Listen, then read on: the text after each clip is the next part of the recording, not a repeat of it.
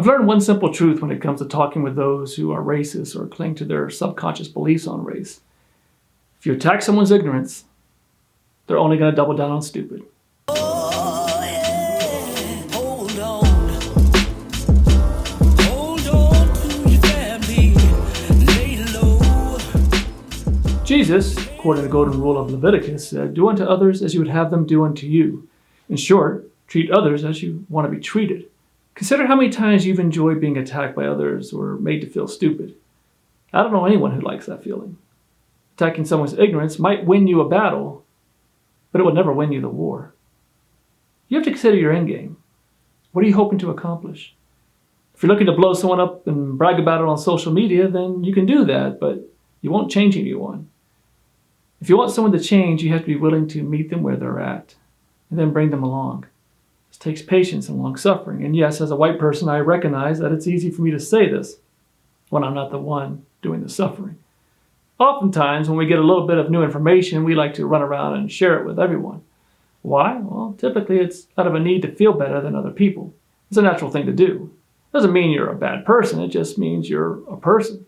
Usually as we get older, we don't rub it in other people's faces. We keep our gloating on the inside.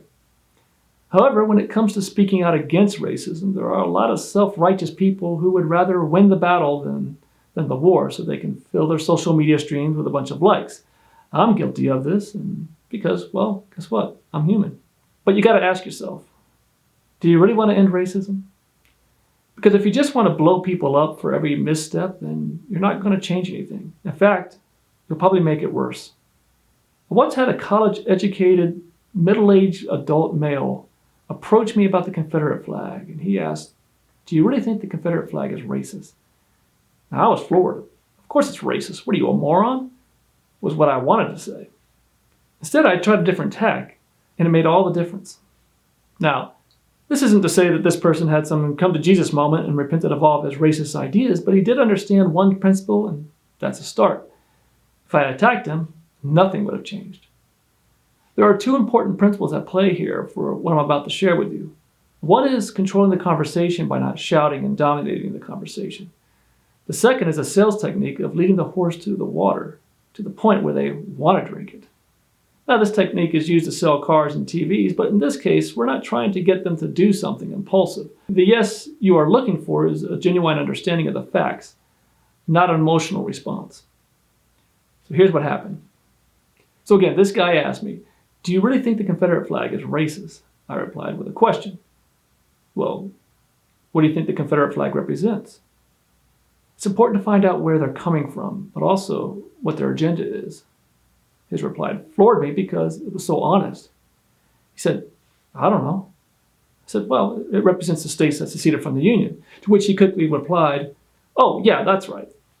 Perhaps he thought I was setting him up, and so that's why he said, "I don't know."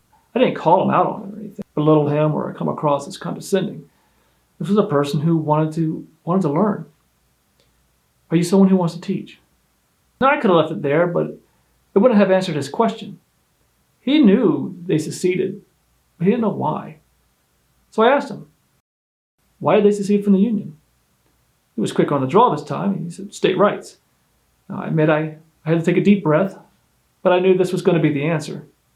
However, most people don't dive into their own answer. We just spit out what we've heard that makes us feel comfortable.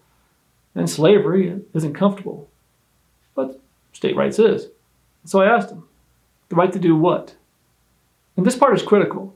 You better know the answer to your question, and I mean really know it. If you don't, you're going to lose them. Think back to a time when you were buying a computer or a new TV or something, and you knew more than the sales clerk. If they didn't know their stuff, then they lost you. So again, the right to do what? He replied with a hesitant question. To own people? I said, that's right, slavery. It's okay to say the word. State rights might be true to an extent, but it's not the full story and strips away the painful reality of having to confront slavery. This is also the point where I threw in a little bit of information about Alexander Stephens' cornerstone speech and how many times the Confederate State Constitution mentioned slavery and all, just to reinforce his answer was correct. I mean, the only honest answer is slavery, but I've had school teachers tell me state rights, so what should I expect of him? I didn't blame him or call him out on it. I simply walked him down a path to his own conclusion. It was at this point where I connected the dots. Logic is a lost art these days. Again, people hear information that makes them feel comfortable and run with it.